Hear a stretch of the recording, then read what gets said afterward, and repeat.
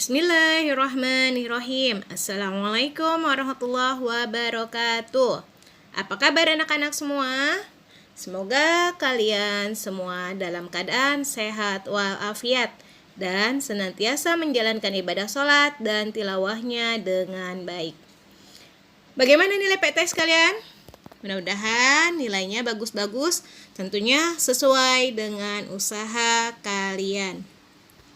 Nah, anak-anak, setelah kita menjalankan PTS, hari ini adalah pertemuan kita perdana. Pada kesempatan hari ini, kita akan membahas tentang kota Yathrib. Sebelum kita mulai, kalian siapkan buku paket kalian. Kalian bisa membuka halaman 100. Nah, mari kita mulai pelajaran kita dengan membaca Bismillahirrahmanirrahim. Simak penjelasan yang akan Bu Syifa sampaikan. Masyarakat Yathrib sebelum hijrah Nabi Muhammad Sallallahu Alaihi Wasallam. Kota Yathrib. Sebelum kedatangan agama Islam, nama kota Madinah adalah Yathrib. Kota Yathrib adalah salah satu kota terbesar di Provinsi Hijaz. Di kota Yathrib terdapat gunung yang paling tinggi, yaitu Gunung Uhud. Nah, kelak tempat ini menyimpan sejarah kelam tentang kekalahan kaum muslimin dalam berperang melawan kafir Quraisy yang menyebabkan syahidnya 70 sahabat Nabi Muhammad Sallallahu Alaihi Wasallam. Di antaranya adalah paman beliau yang bernama Hamzah bin Abdul Muthalib dan sahabat terbaiknya yaitu Mus'ab bin Umair. Yathrib merupakan kota yang dikelilingi gunung yang subur tanahnya sehingga menjadi pusat pertanian di Arab. Sebagian besar mata pencaharian penduduknya adalah bercocok tanam, beternak, dan berdagang.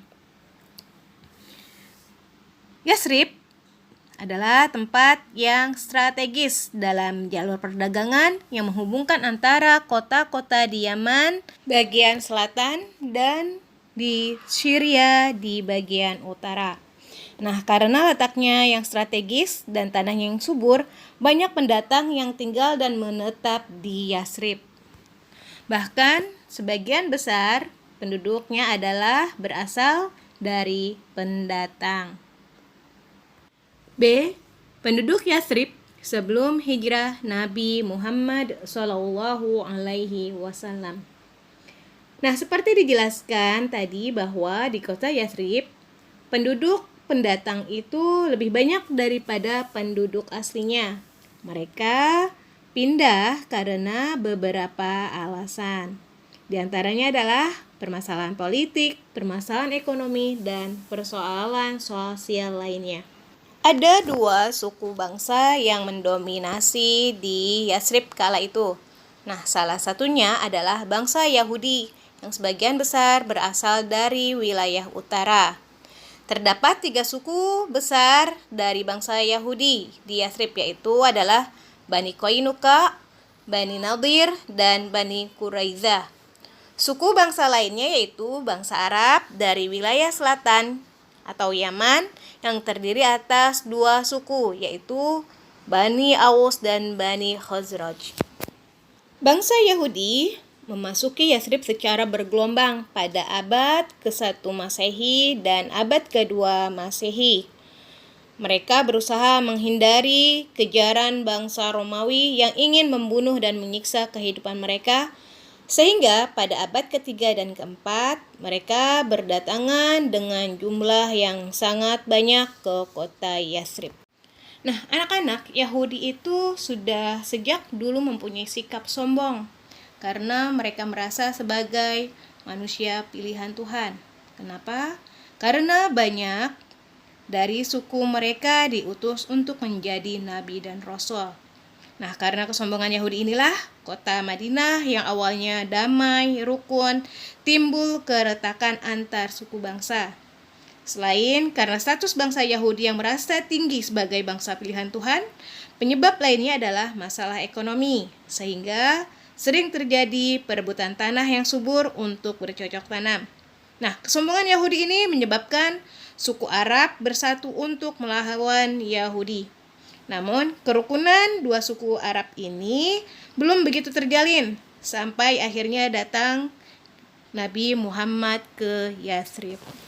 Nah, anak-anak, setiap kali bangsa Yahudi dengan bangsa Arab timbul konflik, orang-orang Yahudi selalu berkata dengan nada ancaman dan penuh kesombongan, selalu mengatakan, kehadiran seorang nabi yang akan diutus sudah dekat.